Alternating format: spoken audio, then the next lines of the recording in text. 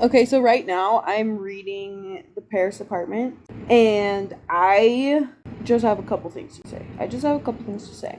Why hasn't Jess fed the cat? She hasn't fed the cat a single time that she's there. And I'm concerned. That's animal abuse. I don't care about the murder that happened in the story. I just don't like it when animals are abused. Also, this is spoilers. I'm about halfway through the book. I'm calling it right now. It was Nick that did it because I knew it was gay. The second he said, "Oh, what happened in Amsterdam" in the beginning of the book, I knew it was gay. I'm like, this is some gay shit. And it was some gay shit. You know, I'm supposed to go on a trip tomorrow, and I'm like trying to decide what books to take, but the only books that I'm reading right now are massive. And I like kind of wanna, this is the first time I've ever said this in my life, but I kind of want to be book free for just a weekend. Just not have to worry. I just always overpack, and then I'm spending the whole weekend moving my books from place to place to make sure that they're safe. And I don't think I'm gonna have that much reading time anyways. So I don't think there's a point. For the first time in my life, I think I'm not going to take a book. I do have the guest list on my phone. Like, I have it on Scribd, and I'm currently reading it. So it's not like there won't have any books. This just negates everything I'm saying. But I'm not going to take any physical books, okay? That's me. That's me. That's me.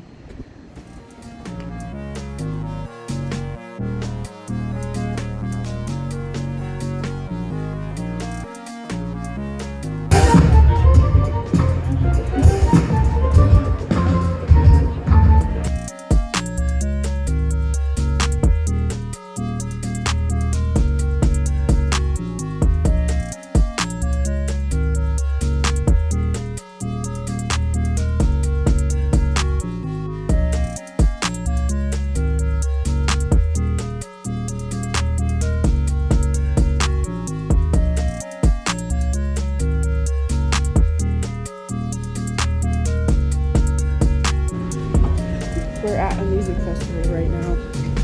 There's literally a bookstore here.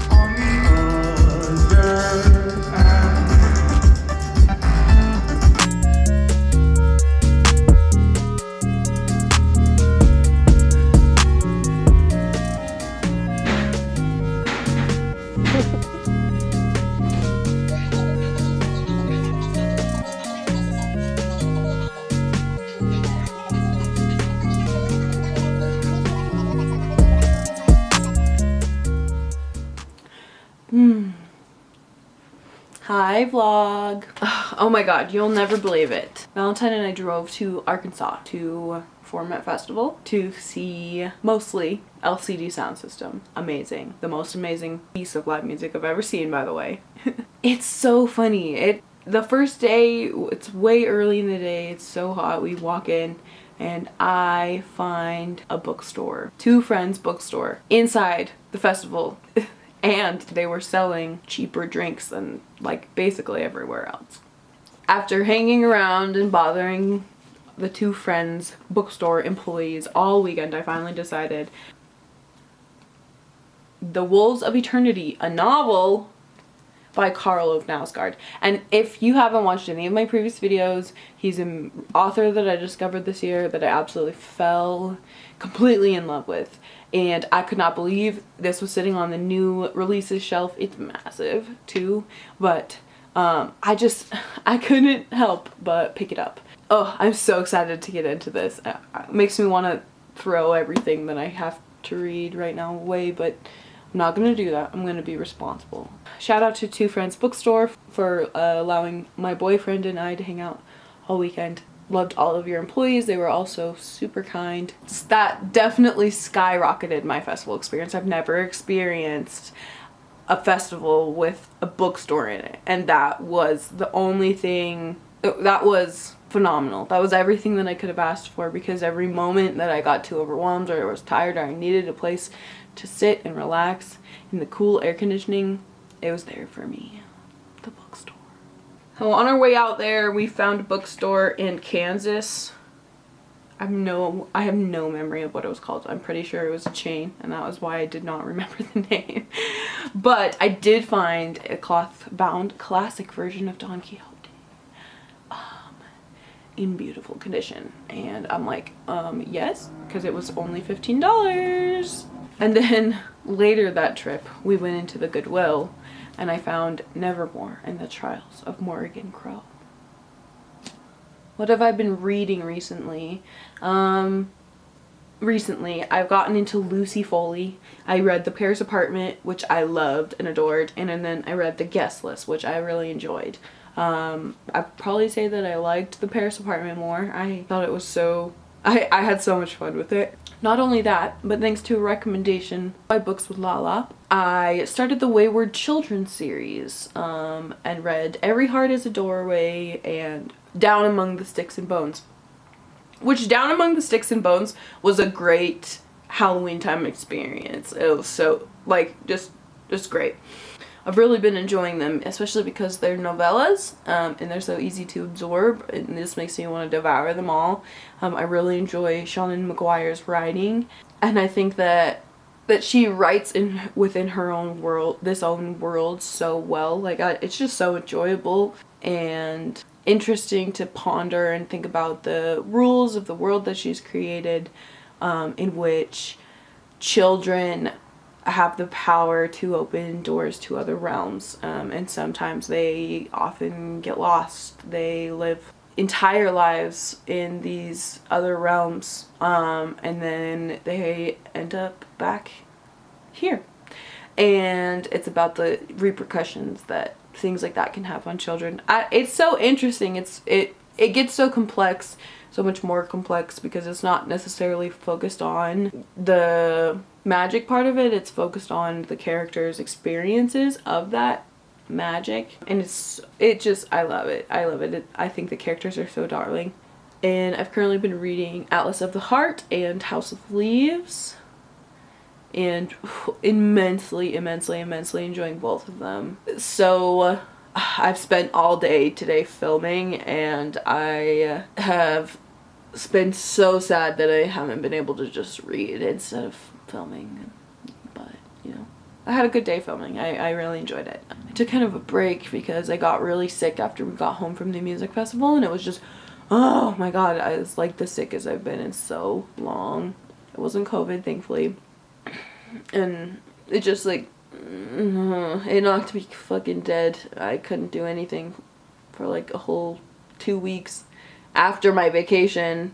So I'm like 3 weeks behind already. But I'm trying to be forgiving, and I am forgiving by buying myself all of these books, which you'll see in a video that I've probably already posted. If I have, you can watch it here.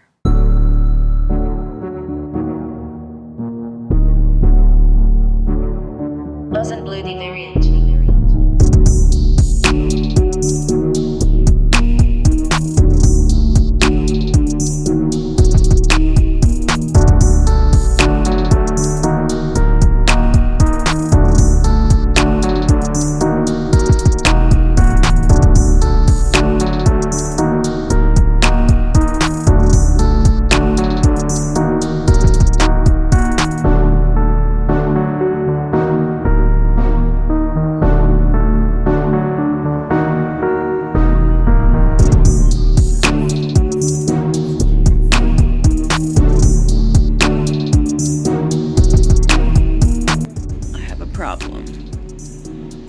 There were just colors in this one that I had never seen before. And I ran out of my tabs for Alice in the Heart. So I used it as an excuse to buy 3,600 tabs.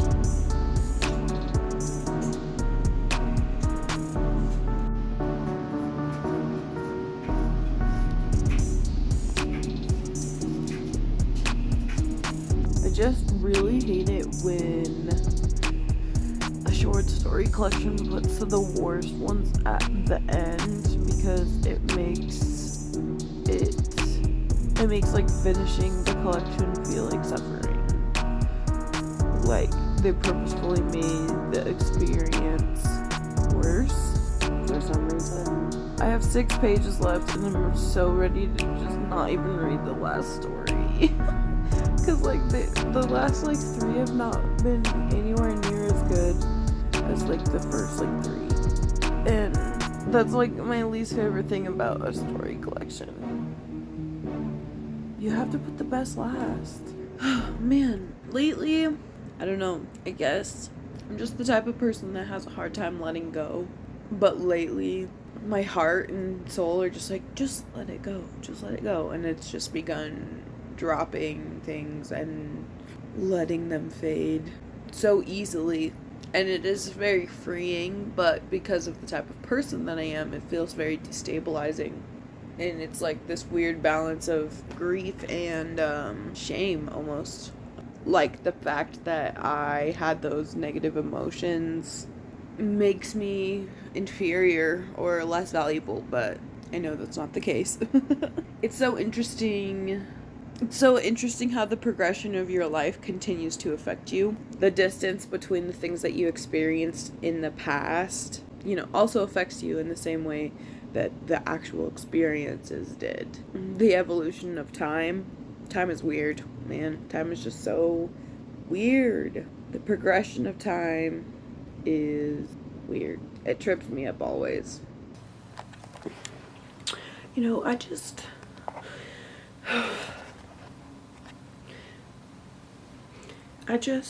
I can't believe I keep doing this to myself. Because my living room has looked like this for a week.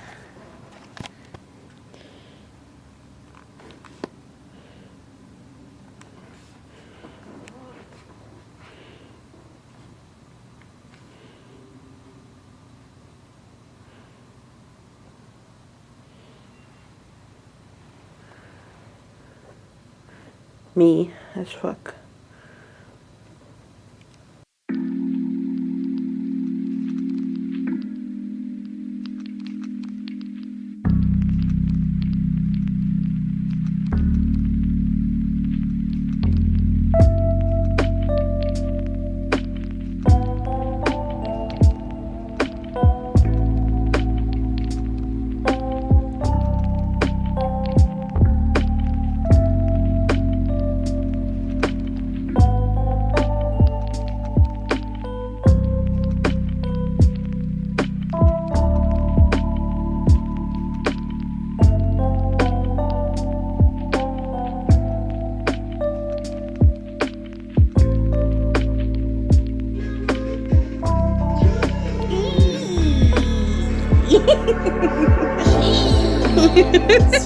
Hi, I'm at work, so I have to whisper.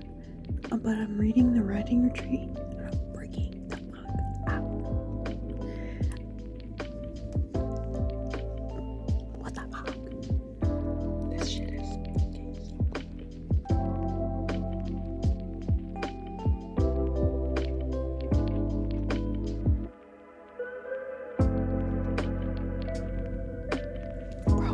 everything I was expecting to happen in this fucking book has already happened, and there's still 100 pages left, and I don't know what the fuck is about to happen. I guessed the thing about Taylor. I guessed the thing about the oral sex.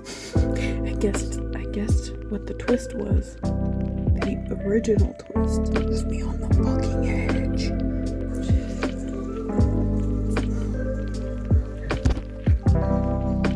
Nothing is okay, and everybody is dead. I'm not fine.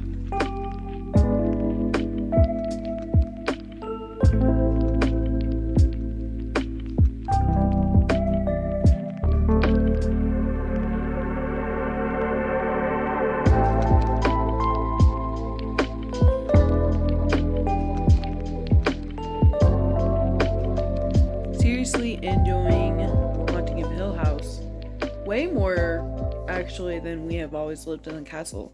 I don't know why We Have Always Lived in the Castle feels like it's written in like the 1800s and this one does not. Like the juxtaposition between them is so different, but also I think when you actually think about it, there's not very many time indicators. They're kind of like supposed to be vaguely timeless, I think, so that their themes can be applied to larger ranges of people, but already The Haunting of Hill House is so different than We Have Lived in a Castle. I guess I was just expecting something different, but I am very much so enjoying The Haunting of Hill House more so, though.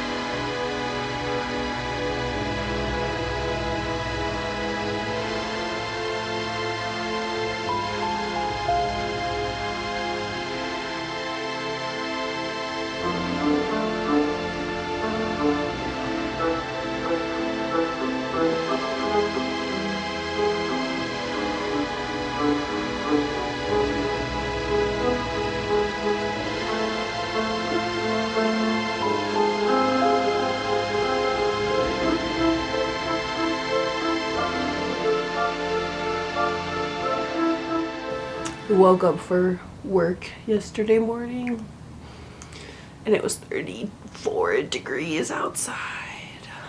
Goodbye summer, hello fall. I've always loved the changing of the seasons though, because I feel like it really helps prevent me from getting stuck in my own habits and cycles and things like that. I always feel so refreshed every time the season changes, and then by the end of the season, of course, I'm like, I'm sick of it. Give me a new season. I've always said that like I could never live somewhere that didn't have season changes, or I'd like become the same person and never change and never get better forever and ever. I've had like the best reading month ever. Like I just like honestly can't believe it. First things first, okay, update. I am still halfway through Cloud Atlas. Not because it's bad or anything, but like so many amazing and Halloween-y and scary books just like landed in my lap this month. I don't know if that ever happens to you, where like you're not even meaning to, but suddenly you pick up a random book to fill your time and just have enjoyed it so immensely. And that has happened with like nearly every book that I've read this month. Like it's been such a good October and such a good reading year in all honesty, because like I feel like I've enjoyed the reading process so much more this year. You know, that was kind of like the original goal with this channel, was that to slow down and read with more intention and involve myself in the aspects of a reader more so than I had been previously. And I feel like I've been learning a lot about analyzing books. At this point, I'm really trying to go beyond just like surface level reading. I'm trying to analyze themes and think about how they apply to different ideas in different ways. Like really interact with the book more so than just read it. And it has like heightened my reading experience so truly, so much so. So much so that I'm so grateful. I'm so grateful to be here. The intention that creating these videos gives me is something that inspires me to put that much intention into all the other actions of my daily life. You know, when I make these videos, I really think and I spend days, or it's, you know, always there in the back of my mind, like, oh, I should get a clip here, or oh, I should update my reading vlog.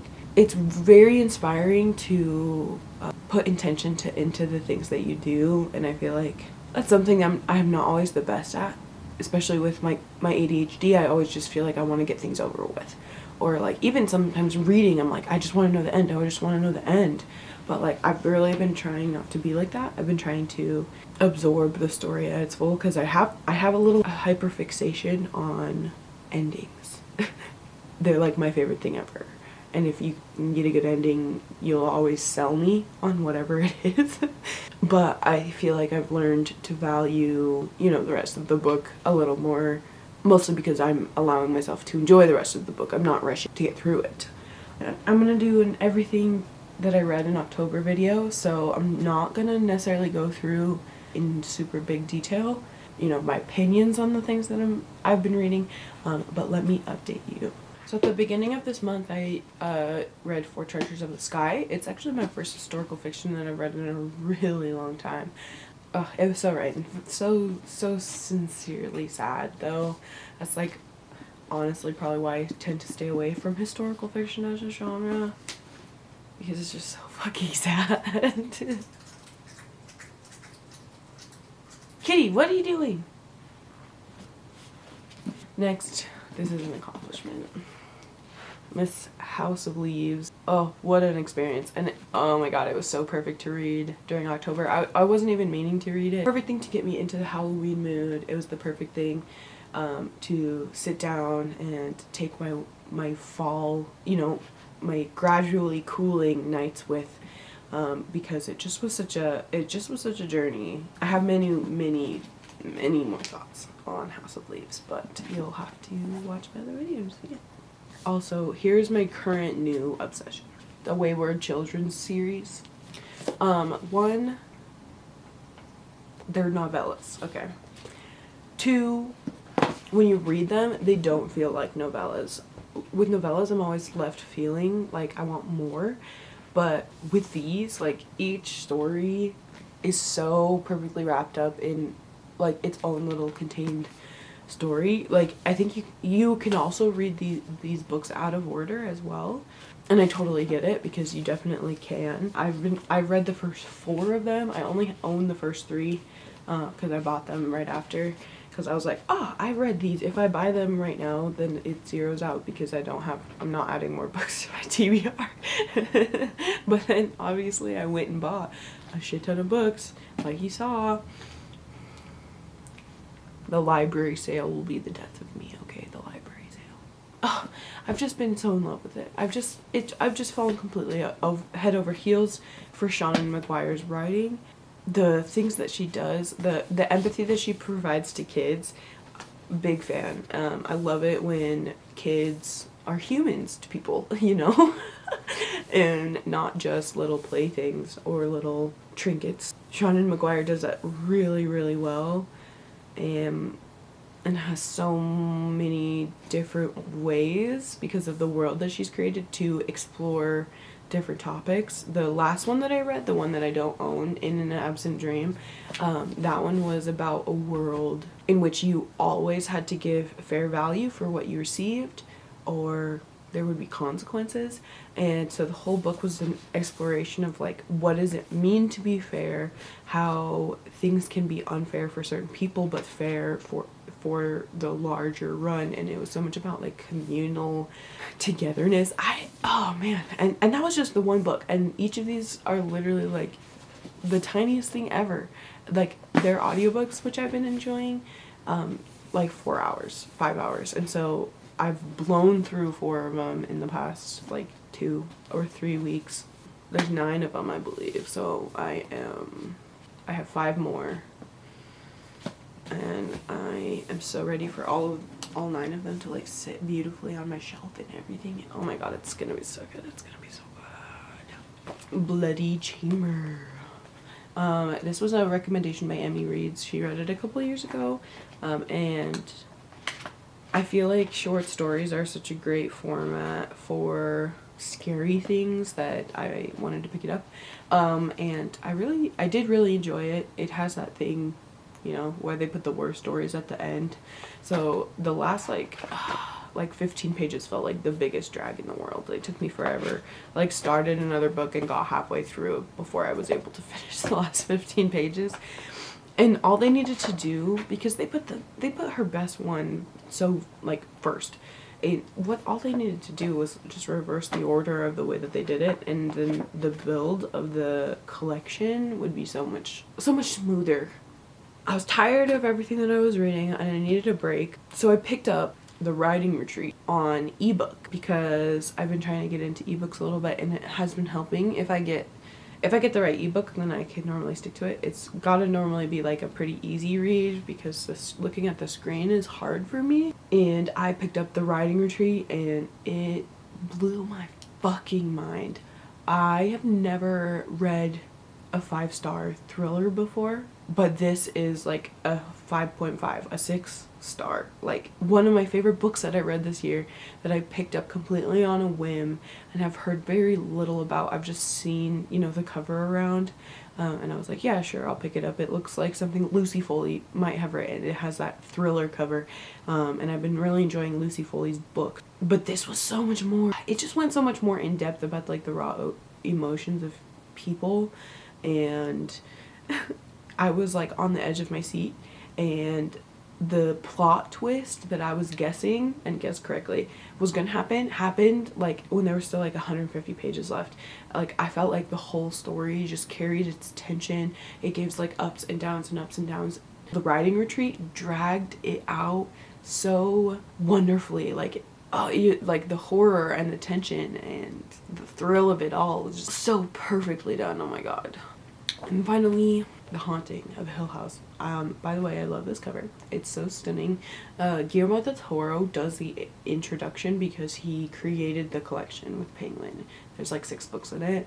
It's the Penguin Horror Collection, and they all look beautiful and very intriguing. And Guillermo del Toro's introduction is so amazingly done. He talks about horror and its evolution over the years and how it has impacted people. I read We Have Always Lived in the Castle last year and it was great, but this like took my breath away. Like this is probably her magnum opus, I would say, even though I swear I feel like more people talk about We Have Always Lived in the Castle, even though I feel like this one's way spookier and way just more enjoyable. The Haunting of Hill House by Shirley Jackson, amazing. Shirley Jackson has this like capability to make you feel like you're reading an old gothic tale, but like it doesn't, like the reading level or the writing style like is more accessible. Like it's able to give you that gothic tone without you needing to read Old English. Impressive. Even Frankenstein is a little bit Old English for me, you know what I mean? Like, and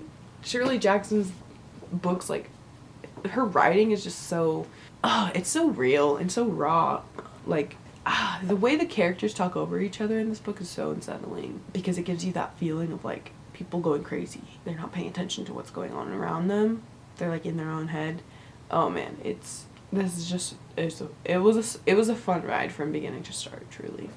I have some videos coming up that are planned, and I'm really looking forward to kind of getting back into this after the like break that I took last month. I'm probably gonna end the vlog here.